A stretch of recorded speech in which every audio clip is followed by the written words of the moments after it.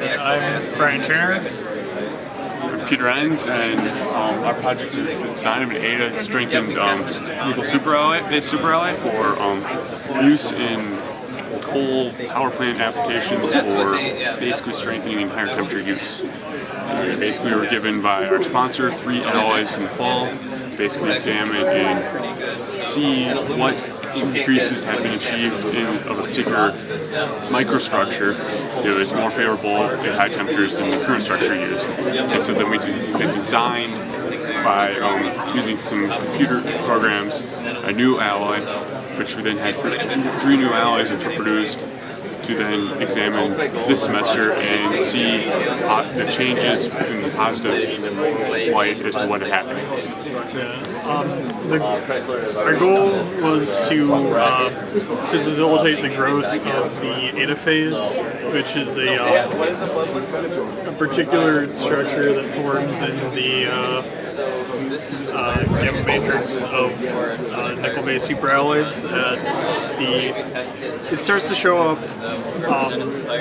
We aren't sure exactly when above the 750 degrees C mark, but it's stable, or it exists stably at 100 degrees C, and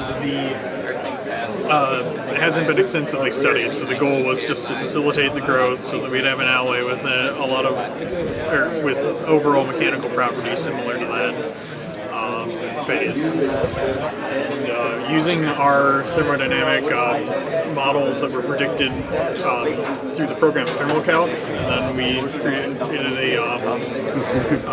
statistical analysis based on those. We're able to create a projection of 3 chemical changes we could make to a commercial alloy. The mnemonic 263 alloy, to see what the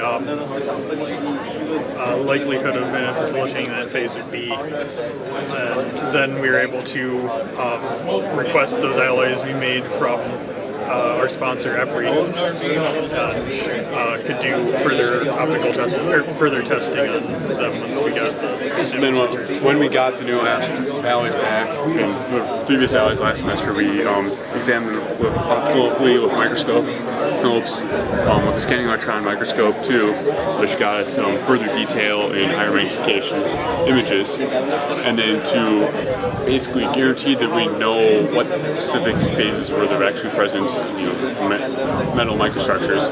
We also performed X-ray diffraction, which is shown here with our various spectrums of what the various changes were in composition. And we were able to make conclusions from our results of that.